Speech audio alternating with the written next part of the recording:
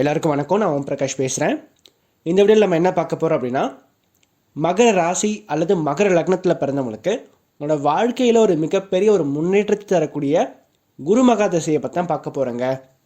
மேலும் நீங்கள் இப்போ தான் ஃபஸ்ட் டைம் நம்ம சேனலுக்கு வரீங்க அப்படின்னா மறக்காமல் சப்ஸ்கிரைப் பண்ணி வச்சுக்கோங்க. பக்கத்தில் இருக்க பெல் பட்டனும் கிளிக் பண்ணி வச்சுக்கோங்க. ஏன்னா ஜோதிடம் அப்படின்றது ஒரு வாழ்க்கை கல்விங்க. வாழ்க்கைக்கு தேவையான ஒன்று தான் ஜோதிடம். ஸோ அதனால் நம்ம சேனலில் போகிற எல்லா வீடியோஸும் நிச்சயமாக உங்களுக்கு பயனுள்ளதாக அமையும். அதே மாதிரி உங்களோட ஃப்ரெண்ட்ஸுக்கும் உங்களோட ரிலேட்டிவ்ஸ்க்கும் இந்த வீடியோவை ஷேர் பண்ணுங்கள். அவங்களுக்கும் கண்டிப்பாக யூஸ்ஃபுல்லான ஒன்றா இந்த வீடியோ அமையும். அடுத்து நம்ம சேனலை ஏற்கனவே பார்த்துட்டு வரீங்க, கண்டினியூஸாக பார்த்துட்டு வர எல்லாருக்கும் என்னோட மனமார்ந்த நன்றியை நான் தெரிவிச்சுக்கிறேன். அதற்கடுத்து பார்த்தீங்கன்னா உங்களுக்கு பர்சனலாக ஆஸ்ட்ராலஜி கன்சல்டேஷன் வேணும், ஜோதிடம் சார்ந்த கன்சல்டேஷன் வேணும் அப்படின்னா கீழே டிஸ்கிரிப்ஷன் நம்பர் கொடுத்துருக்கேன். அந்த நம்பருக்கு நீங்கள் காண்டாக்ட் பண்ணலாம். மகர ராசியோட அதிபதி யாருன்னு பார்த்தீங்கன்னா சனி பகவான். இந்த மகர ராசியானது கால புருஷனுக்கு 10வது ராசியான தொழில் ஸ்தானமாக வருதுங்க. நட்சத்திரங்களை பொறுத்த வரைக்கும் மகரத்தில் உத்திராடம் 2, 3 மற்றும் 4ஆம் பாதமும், திருவோணம் முதல் 4 நட்சத்திர பாதங்களையும், அவிட்டம் முதல் 2 நட்சத்திர பாதங்களையும் கொண்டுள்ள ஒரு ராசி தாங்க இந்த மகர ராசி. மகர ராசிக்காரங்களை பொறுத்த வரைக்கும் இந்த குரு பகவான் பார்த்தீங்கன்னா 3ஆம் வீட்டிற்கும் 12ஆம் வீட்டிற்கும் ஆதிபத்தியம் பெற்றவராக வருவார். மேலும் இந்த குருவை பற்றி சொல்லணும் அப்படின்னா, குரு கடகத்தில் உச்சம் பெறுவார், தனுசில் மூலத்திரிகோண பலத்தை அடைவார். அதே மாதிரி பார்த்தீங்கன்னா மீனத்தில் ஆட்சி பலத்தை பெறுவாருங்க. உங்கள் ராசியான மகரத்தில் நீச்சம் பெறுவார். நம்ம தனக்காரகன் குரு காலபுருஷனுக்கு 10ஆம் இடமான மகரத்தில் நீச்சம் பெறுகிறார். மேலும் மற்ற கிரகங்களுக்கு இல்லாத அளவுக்கு ஒரு ஸ்பெஷாலிட்டி குரு கிட்ட இருக்குங்க. அது என்ன அப்படின்னு பார்த்தீங்கன்னா, குருவினுடைய பார்வைக்கு கோடி புண்ணியம். அதாவது குரு ஒரு ஜாதகத்தில் எந்த இடத்த பார்த்தாலும் அந்த இடம் சுபிட்சம் பெறும். உதாரணமாக பார்த்தீங்கன்னா, உங்கள் ஜாதகத்தில் ராகு கேது தோஷமோ அல்லது செவ்வாய் தோஷமோ அல்லது வேறு ஏதோ தோஷமோ இருக்குது அப்படின்னு வச்சுக்கோங்க. அந்த இடத்த குரு பார்த்தார் அப்படின்னா நிச்சயமாக அந்த தோஷம் நிவர்த்தி ஆகும். ஸோ அந்தளவுக்கு வலிமை பொருந்திய ஒரு நல்ல ஒரு பார்வை குரு கிட்ட இருக்குது. குரு அப்படின்னாவே ரொம்ப நல்லவர் அப்படின்னு அர்த்தம். இயற்கை சுபர் குரு. அதே மாதிரி பார்த்தீங்கன்னா, ஒரு ஜாதகத்தில் மற்ற கிரகங்கள் வலுவிழந்தாலும் கூட லக்னாதிபதியும் குருவும் பலம் பெற்று அவருடைய தசை வரும்போது நிச்சயமாக அந்த மனிதர் ஒரு உயர்வான ஒரு நிலைக்கு போவார். முக்கியமாக குரு தசை வரணும், அதுதான். அதே மாதிரி பார்த்தீங்கன்னா, இந்த குருவினுடைய தசா காலம் அப்படின்னு பார்த்தீங்கன்னா கிட்டத்தட்ட 16 ஆண்டுகள் குரு தசை நடத்துவார். மகரத்தில் பார்த்தீங்கன்னா உத்திராடம், திருவோணம், அவிட்டம் சொல்லிட்டு 3 நட்சத்திரங்கள் இருக்குங்க. இதில் பார்த்தீங்கன்னா உத்திராடம் நட்சத்திரத்தில் பிறந்தவங்களுக்கு 35 வயசுக்கு மேலேயும், திருவோணம் நட்சத்திரத்தில் பிறந்தவங்களுக்கு ஒரு 30 வயசுக்கு மேலேயும், அவிட்டம் நட்சத்திரத்தில் பிறந்தவங்களுக்கு ஒரு 22 அல்லது 20 வயதுக்கு மேலேயும் பார்த்தீங்கன்னா இந்த குரு தசையானது ஆரம்பிக்கும். இந்த வயசுலேருந்து ஒரு 16 ஆண்டுகள் பார்த்தீங்கன்னா நீங்கள் குருவினுடைய ஆதிக்கத்தில் இருப்பீங்க. ஸோ இவங்க பார்த்தீங்கன்னா இந்த பலன்கள் எல்லாமே குரு தசையில் மட்டும்தான் நடக்குமா, மற்ற தசையில் வரக்கூடிய புக்திகள் நடக்காதான்னு கேட்டால் நிச்சயமாக நடக்கும். ராகு தசையில் குரு புக்தியிலையோ அல்லது சனி தசையில் குரு புக்தியிலையோ அல்லது புதன் தசையில் குரு புக்தியிலையோ இந்த குருவினுடைய புக்திகள் எப்பெல்லாம் வருதோ அப்பெல்லாம் இந்த குருவின் மூலம் உங்களுக்கு பலன்கள் கிடைக்கும். அது குரு எந்த இடத்துல இருக்காரு, என்ன மாதிரி நிலையில் இருக்காரு அப்படின்றத பொறுத்து அது நன்மையான பலன்களா அல்லது தீய பலன்களா அப்படின்றது நிறுவனமாகும்.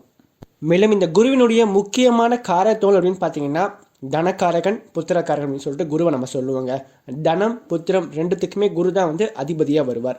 உங்கள் கையில் நல்ல பணம் இருக்கணும், பண வசதி அதிகமாக இருக்கணும் அப்படின்னா உங்கள் ஜாதகத்தில் குரு வலுத்து இருக்கணும். அதே மாதிரி நல்ல புத்திரர்கள் கிடைக்கணும் அப்படின்னா அதுக்கும் குரு வலுத்து இருக்கணும். புத்திர பாக்கியத்துக்கும் அவர் தான் காரகமாக வரார். அப்போ குருவினுடைய வலு பார்த்தீங்கன்னா ஒரு ஜாதகத்தில் ரொம்ப முக்கியமாக பார்க்கப்படுது. அப்போ குரு வலு இழக்கவே கூடாது. சரி, குரு எங்கே இருக்கலாம் உங்கள் ஜாதகத்தில் அப்படின்னு பார்த்தீங்கன்னா 1, 5, 9 அப்படின்னு சொல்லப்படக்கூடிய திரிகோணங்களில் குரு அமர்ந்திருக்கலாம், தப்பே கிடையாது. சுபகிரகங்கள் திரிகோணத்தில் அமரணும். என்ன ஒன்று, மகரத்தில் பொறுத்த வரைக்கும் மகர லக்னத்தில் பிறந்திருக்கீங்க அப்படின்னா லக்னத்திலே குரு இருக்கும்போது நீச்சம் அடைவார். அவர் நீச்சம் பெற்றாலும் கூட அவர் அங்கே திக்பலத்தை பெறுவார். அப்போது நீச்சம் பெற்று திக்பலம் பெறும்போது நிச்சயமாக இழந்த வலுவை மீண்டும் பெறதுனால லக்னத்தில் குரு இருக்கிறது ரொம்ப நல்லது. அடுத்து 5ஆம் இடத்துல இருக்கலாம், 9ஆம் இடத்துல இருக்கிறது ரொம்ப சிறப்பான விஷயம். அதற்கடுத்து பார்த்தீங்கன்னா கேந்திரங்கள் அப்படின்னு சொல்லப்படக்கூடிய 4, 7, 10ஆம் இடங்களில் குரு இருக்கக்கூடாது.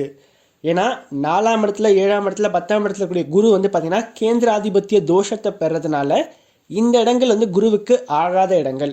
7ஆம் இடத்துல குரு மகர லக்னத்தில் பிறந்தவங்களுக்கு 7ஆம் இடத்துல குரு உச்சமாகவே கூடாது. அப்படி உச்சமாயிட்டார் அப்படின்னா திருமண வாழ்க்கையை கெடுப்பார். சரி, எப்போ நல்லது பண்ண அப்படின்னு பார்த்தீங்கன்னா, இந்த 4, 7, 10 அப்படின்னு சொல்லக்கூடிய கேந்திரங்கள் அமரக்கூடிய குரு வந்து செவ்வாயோடையோ சூரியனோடையோ அல்லது சனியோடையோ சேர்ந்துருக்கணும். அப்படி சேர்ந்தார் அப்படின்னா நிச்சயமாக இந்த கேந்திராதிபதி தோஷத்தை செய்ய மாட்டார், நல்லது பண்ணுவார். சரி, குரு வந்து 6ஆம் இடத்துல 8ஆம் இடத்துல மறைந்து இருக்கக்கூடாது. 4, 7, 10 தனித்து இருக்கக்கூடாதுங்க. அதே மாதிரி 6, 8 மறையக்கூடாது. அப்படி மறைந்தார் அப்படின்னா கொஞ்சம் வந்து நன்மையான பலன்கள் குறையும். பொதுவாக இந்த மகர லக்னத்தில் பிறந்தவங்களுக்கு 12ஆம் வீட்டிற்கும் 3ஆம் வீட்டிற்கும் ஆதிபத்தியம் பெற்றவராக இருக்கார் இந்த குரு. சரி, இந்த குரு வந்து நல்லா இருந்தால் அப்படின்னா என்ன பலன்கள் கிடைக்கும் அப்படின்னு பார்த்தீங்கன்னா, அந்த ஜாதகர் வந்து ரொம்ப நல்ல எண்ணம் கொண்டவராக இருப்பார், நேர்மையான பர்சனாக இருப்பார், நீதி நேர்மைக்கு முக்கியத்துவம் கொடுக்கவராக இருப்பார், ரொம்ப நல்லவராக இருப்பாருங்க. அதே மாதிரி பார்த்தீங்கன்னா வயதில் மூத்தவங்களுக்கு மரியாதை கொடுக்கக்கூடிய ஒரு நபராக இருப்பார். அதே மாதிரி நல்ல ஆன்மீகம் எண்ணம் கொண்டவராக இருப்பார், ஆன்மீகவாதியாக இருப்பார். செல்வம் வந்து அதிகமாக இருக்கும் இவங்ககிட்ட, சொத்து சேர்க்கை அதிகமாக இருக்கும், பணப்புழக்கம் அதிகமாக இருக்கும். அதே மாதிரி இவங்களோட பேங்க்கில் வந்து பார்த்தீங்கன்னா தேவைக்கு அதிகமாகவே பணம் வந்து அதிகமாக இருக்கும். எல்லாமே வந்து பார்த்தீங்கன்னா குரு வலுத்து நல்ல நிலைமை இருந்தால் கண்டிப்பாக கிடைக்கும். அதே மாதிரி பார்த்தீங்கன்னா நல்ல ஆடை அணிகளுக்கு சேர்க்கை இருக்குங்க. நல்ல தான தர்மத்தில் நாட்டம் கொண்டவராக இருப்பார், நிறைய வந்து பணம் சம்பாதிப்பார். அதே மாதிரி தான தர்மமும் அதிகமாக பண்ணக்கூடிய நபராக இருப்பார். அதே மாதிரி குரு லக்னத்தில் உட்காந்துட்டா அப்படின்னா 5ஆம் இடத்தை பார்த்ததுனால நல்ல ஒரு புத்திர பாக்கியம் கிடைக்கும், நல்ல வாழ்க்கை துணை கிடைப்பாங்க, நல்ல தந்தை கிடைப்பாங்க. அதே போல் பார்த்தீங்கன்னா மகரத்துக்கு குரு வந்து 3ஆம் வீட்டிற்கும் 12ஆம் வீட்டிற்கும் ஆதிபத்தியம் பெற்றவராக வருவாருங்க.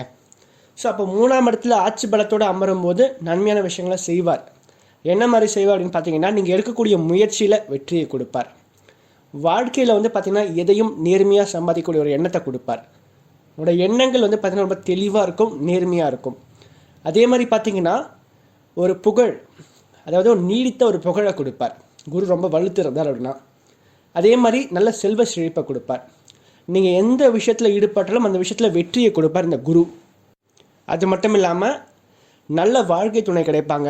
வாழ்க்கை துணையால் பார்த்திங்கன்னா நிறைய வசதி வாய்ப்புகள் ஏற்படுங்க. அதே மாதிரி நல்ல நண்பர்கள் கிடைப்பாங்க. கூட்டு தொழிலில் நிறைய லாபங்கள் சம்பாதிப்பீங்க.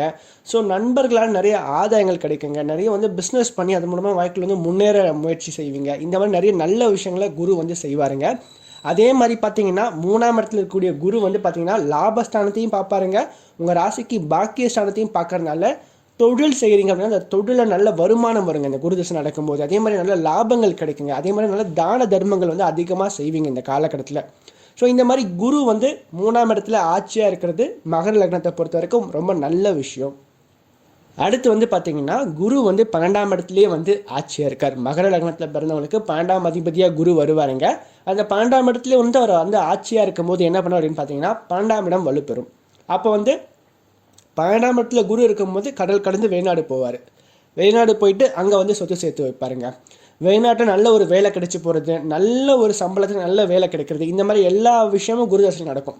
கடல் கடந்து வெளிநாடு போகிறது எல்லாமே இந்த ராகு தசையினுடைய கடைசியில் வந்து இதற்கான ஏற்பாடுலாம் நடந்து குரு தசையில் அப்ராட் போயிடுவாங்க. அப்போ 12ஆம் இடத்துல குரு வலுத்து இருக்கிறவங்க நிச்சயமாக வந்து வெளிநாட்டில் இருப்பாங்க அல்லது சொந்த ஊரை விட்டு வெளியே போயிட்டு அங்கே பிழைப்பாங்க. ஸோ இந்த மாதிரி நிறைய விஷயத்தை வந்து குரு வந்து மகர லக்னத்தில் பிறந்தவங்களுக்கு செய்வார். அதே மாதிரி 12ஆம் இடத்துல குரு வலுத்து இருக்கிறவங்க பார்த்தீங்கன்னா கொஞ்சம் செலவாளியாக இருப்பாங்க. என்ன பண்ண அப்படின்னு பார்த்தீங்கன்னா ஒரு 4 பேர் 5 பேரோட சேர்ந்து நீங்கள் நண்பர்களோட சேர்ந்து நீங்கள் ஒரு ஹோட்டலுக்கு போகிறீங்க அப்படின்னு வச்சுக்கோங்க. எல்லோரும் சாப்பிட்டு முடிச்சதுக்கப்புறம் பில் பே பண்ணும்போது முதல்ல வந்து இவங்க பாக்கெட்டில் தான் காசு வெளியே வரும். நான் கொடுக்குறேன்னு சொல்லிட்டு முதல்ல எடுத்து காசு நீட்டுவாங்க. யார்? மகர லக்னத்தில் பிறந்து 12ஆம் இடத்துல குரு வலுத்தவங்க அப்படி தான் இருப்பாங்க. ஸோ இந்த மாதிரி செலவாளியாகவும் வந்து இருப்பாங்க ஒரு வகையில் வந்து. ஏன்னா வருமானமும் வரும், அதே மாதிரி செலவும் செய்வாங்க. அதே மாதிரி பார்த்தீங்கன்னா 6ஆம் இடத்த குரு பார்ப்பாரு 12ஆம் இடத்துல இருக்கும்போது. அப்போ வந்து லோன் வாங்க வச்சு அதன் மூலமாக பார்த்தீங்கன்னா ஒரு அதாவது நல்ல விஷயத்துக்காக லோன் வாங்க வைப்பாருங்க. சுப கடன்கள் இருக்கும் அவங்கக்கிட்ட. அதாவது கடன் வாங்கி வீடு வாங்குறது, லேண்டு வாங்குறது, வண்டி வாகனம் வாங்குறது, இந்த மாதிரி இவங்களோட தேவைகளை பூர்த்தி பண்ணிப்பாங்க. நல்ல சுப கடன்களாக இருக்கும் அவங்கக்கிட்ட. அதுக்கடுத்து பார்த்தீங்கன்னா ராசிக்கு 8ஆம் இடமும் வலுவாக இருக்கிறதுனால இவங்க வந்து நிச்சயமாக வெளிநாட்டில் வந்து அங்கே வந்து ஒரு அந்த என்ன சொல்கிறது, இப்போ யூஎஸ் போகிறீங்க அப்படின்னா அந்த க்ரீன் கார்டு வாங்குறது, அங்கேயே செட்டில் ஆகுறது, இந்த மாதிரி எல்லா விஷயமும் 12ஆம் இடத்துல குரு வலுத்து இருக்கும்போது நடக்கும். ஏன்னா 8ஆம் இடத்தை பார்த்துருவார். ஸோ அப்போ வந்து இவங்க தான் வந்து பெரும்பாலும் பார்த்தீங்கன்னா அப்ராடில் வந்து செட்டில் ஆகக்கூடிய ஒரு வாய்ப்பு வந்து மகர லக்னத்தில் பிறந்து 12ஆம் இடத்துல குரு ஆட்சி பலத்தோடு இருக்கிறவங்க நிச்சயமாக செட்டில் ஆகிடுவாங்க. ஸோ இந்த மாதிரி குரு தசையில் வந்து நிறைய நல்ல விஷயங்களும் இருக்குங்க. சரி, குரு வந்து எப்போ வந்து நல்லது செய்ய மாட்டா அப்படின்னு பார்த்தீங்கன்னா இந்த குரு வந்து ராகுவோடு சேர்ந்து இருக்கக்கூடாது. முக்கியமாக பாபகிரகங்களோட சேர்ந்துருக்கக்கூடாது. அப்படி குரு கெட்டுட்டார் அப்படின்னா அந்த புத்திர பாக்கியம் சார்ந்த விஷயத்தில் ஒரு தடை தாமதங்கள் உண்டாகும். அதே மாதிரி மகரத்துக்கு 5ஆம் அதிபதினு சொல்லப்பட சுக்கரனோட நிலையும் பார்க்கணும். சுக்கரன் வளர்த்துட்டு அப்படின்னா நிச்சயமாக குழந்தை பாக்கியத்தை கொடுத்துருவார். சுக்கரனும் பலம் இருந்துட்டு குருவும் பலம் இருந்தால் அப்படின்னா கண்டிப்பாக அந்த புத்திர பாக்கியத்தில் ஒரு தடை தாமதங்கள் ஏற்படும். அதே மாதிரி குரு கெட்டுட்டார் அப்படின்னா வெளிநாடு போகிறதே ஒரு கேள்விக்குறியாக ஆகிடும் மகர லக்னத்தில் பிறந்தவங்களுக்கு. அதே மாதிரி செய்கின்ற முயற்சியில் தோல்விகள் அதிகமாக இருக்கும். அதே மாதிரி சகோதர சகோதரிகளால் பார்த்திங்கன்னா இவங்களுக்கு நஷ்டங்கள் அதிகமாக இருக்கும், ஒரு முன்னேற்றம் இருக்காது. ஸோ இந்த மாதிரியான விஷயங்கள் எல்லாமே குரு தசையில் மகர லக்னம் அல்லது மகர ராசியில் பிறந்தவங்களுக்கு நடக்கும். அதே போல் பார்த்தீங்கன்னா கையில் காசு நிற்காதுங்க, காசு தங்குறதே கஷ்டம், வருமானம் வர்றதும் ரொம்ப கஷ்டமாக போயிடும் குரு கெட்டு போயிட்டார் அப்படின்னா. அப்போ குருவினுடைய வலு ரொம்ப முக்கியமான ஒரு விஷயமா பார்க்கப்படுது. அப்போ இந்த 16 ஆண்டுகள் குரு தசையில் நீங்கள் நல்லா இருக்கணும் அப்படின்னா நிச்சயமாக குருவினுடைய வலு உங்களுக்கு ரொம்ப முக்கியமாக இருக்குது. குரு நல்லா இருக்கணும் ஜாதகத்தில். அதற்கடுத்து பார்த்தீங்கன்னா உங்கள் ராசி லக்னத்துக்கு 10ஆம் இடத்தோட குரு வலுத்து தொடர்பு கொண்டார் அப்படின்னா நிச்சயமாக அந்த குரு சார்ந்த தொழிலில் நீங்கள் இருப்பீங்க. உதாரணமாக பார்த்தீங்கன்னா இந்த டீச்சிங் லைனில் இருக்குது, பேச்சால் பிழைக்கின்ற தொழில், சொல்லிக் கொடுக்கின்ற துறை, டீச்சிங் லைனில் ப்ரொஃபஸராக இருக்கிறது, டீச்சராக இருக்கிறது. அதே மாதிரி பார்த்திங்கன்னா பேங்க்கில் ஒர்க் பண்ணுறது, ஒரு மேனேஜராக இருக்கிறது, பேங்க்கில் ஒரு அக்கௌண்ட் சம்மந்தமான துறையில் இருக்கிறது. அதற்கடுத்து பார்த்திங்கன்னா ஜுவல்லரி ஷாப் வச்சுருக்கிறது, தங்க நகை வியாபாரம் செய்கிறது. அதற்கடுத்து கோவிலில் அர்ச்சகராக இருக்கிறது, கோவில் சார்ந்த இடத்துல வேலை செய்கிறது, கோவில் சார்ந்த பொருட்களை நீங்கள் விற்பனை பண்ணுறது. ஸோ இந்த மாதிரி குருவினுடைய ஆதிக்கத்தில் இருக்கக்கூடிய அனைத்து விஷயங்களையும் நீங்கள் இருப்பீங்க 10ஆம் இடத்துல குரு தொடர்பு கொண்டா. அதே மாதிரி சுக்கிரன் தொடர்பு கொண்டா அப்படின்னா அந்த அழகு சார்ந்த விஷயங்கள், சினிமா துறை, கலைத்துறை, சுக்கிரனுக்கான என்னென்ன குணதிசைகள் இருக்கோ எல்லாமே வருங்க. சனி 10ஆம் இடத்தை தொடர்பு கொண்டா அப்படின்னா மெக்கானிக்கல் இன்ஜினியரிங்கு, அப்புறம் இன்ஜினியரிங் சார்ந்த துறையில் இருக்கிறது, கழட்டி மாற்றுறது, ரொம்ப நுணுக்கமான வேலைகள் செய்கிறது. அதே மாதிரி பார்த்திங்கன்னா பெட்ரோல் சம்மந்தமான இதில் இருக்கிறது. அதே மாதிரி குடிக்கக்கூடாத திரவங்கள் சார்ந்த தொழிலில் இருக்கிறது. இந்த மாதிரி சனி சார்ந்த இடங்கள், அழுக்கு சம்மந்தமான இடத்துல வேலை செய்கிறது, ஹாஸ்பிட்டலில் வேலை செய்கிறது. ஸோ இந்த மாதிரி சனி சார்ந்த துறையில் இருப்பாங்க. அப்போ 10ஆம் இடத்தோட யார் தொடர்பு கொள்றாங்க அப்படின்னா அவங்க சார்ந்த துறையில் நம்ம இருப்போம். ஸோ இப்போ குரு சார்ந்த துறையில் நீங்கள் இருக்கீங்க அப்படின்னா அந்த குரு பலம் எழுந்து இருக்கும்போது ஜாதகத்தில் அப்போ அந்த இடங்கள் அந்த துறைகள் உங்களுக்கு வலுவிழக்கிறதுனால அப்போ நீங்கள் கஷ்டப்படுவீங்க குரு தசையில். அப்படி குரு நல்லா இருந்துட்டா அப்படின்னா இந்த துறையில் கண்டிப்பாக ஒரு பெரிய இடத்துக்கு போவீங்க, நல்ல ஒரு பொசிஷனுக்கு போவீங்க, நிறைய லாபங்கள் சம்பாதிப்பீங்க, வருமானம் அதிகமாக வரும், ப்ரமோஷன்ஸ் நிறைய கிடைக்கும். இது எல்லாமே குரு வலுத்தார் அப்படின்னா நிச்சயமாக நல்லது நடக்கும். சரி, உங்கள் ஜாதகத்தில் குரு வலுவிழந்துட்டார் அப்படின்னா என்ன பண்ணலாம், என்ன பரிகாரங்கள் செஞ்சு குருவை வலுப்படுத்தலாம் அப்படின்னு பார்த்தீங்கன்னா முதல்ல குரு வழிபட்ட தலமான ஆலங்குடி ஒரு வாட்டி போயிட்டு வாங்க. அதற்கடுத்து பார்த்தீங்கன்னா மஞ்சள் நிற ஆடைகளை அதிகமாக அணியுங்க. அதற்கடுத்து பார்த்தீங்கன்னா வியாழக்கிழமையில் கொண்ட கடலை மாலையை குருவுக்கு சாத்தி வழிபட்டு வரலாம், அல்லது தட்சிணாமூர்த்திக்கு சாத்தி வழிபட்டு வரலாங்க. அதே மாதிரி லட்டு, மஞ்சள் நிறத்திலான இனிப்பு சம்மந்தமான உணவுகளை நீங்கள் வழங்கலாம். ஸோ இதனால் பண்ணும்போது நிச்சயமாக குருவை வலுப்படுத்தலாம். அதே மாதிரி ஒரு மிகச்சிறந்த குருமார்கள்கிட்ட போயிட்டு ஆசீர்வாதமும் வாங்கலாம். இதெல்லாம் பண்ணும்போது நிச்சயமாக உங்களுக்கு இந்த குருவை நீங்கள் பலப்படுத்துறது மூலமாக புத்திர பாக்கியம் தடை இருந்தால் நிச்சயமாக சரியாக்கும். அதே மாதிரி வருமானம் வரதில் குறை இருந்தால் நிச்சயமாக சரியாக்கும். இந்த மாதிரி வழியில் குருவை நம்ம வலுப்படுத்திக்கலாம். மேலும் நான் ஏற்கனவே சொன்ன மாதிரி இந்த வீடியோ உங்களுக்கு பிடிச்சிருந்துச்சு அப்படின்னா லைக் பண்ணுங்கள், பிடிக்கல அப்படின்னா டிஸ்லைக் பண்ணுங்கள், தாராளமாக டிஸ்லைக் பண்ணலாம். அதே மாதிரி உங்களோட கருத்துக்களை கீழே கமெண்ட் பாக்ஸில் கமெண்ட் பண்ணுங்கள். இந்த வீடியோ முடிஞ்ச வரைக்கும் உங்களோட நண்பர்களுக்கும் உங்களோட உறவினர்களுக்கும் ஷேர் பண்ணுங்கள். எல்லோருக்கும் நிச்சயமாக இந்த வீடியோ ஒரு பயனுள்ள வீடியோவாக அமையும். அதே மாதிரி உங்களுக்கு அஸ்ட்ராலஜி பர்சனலாக கன்சல்டேஷன் வேணும் அப்படின்னா கீழே டிஸ்கிரிப்ஷனில் நம்பர் கொடுத்துருக்கேன், அந்த நம்பருக்கு நீங்கள் காண்டாக்ட் பண்ணலாம். நன்றி, வணக்கம்.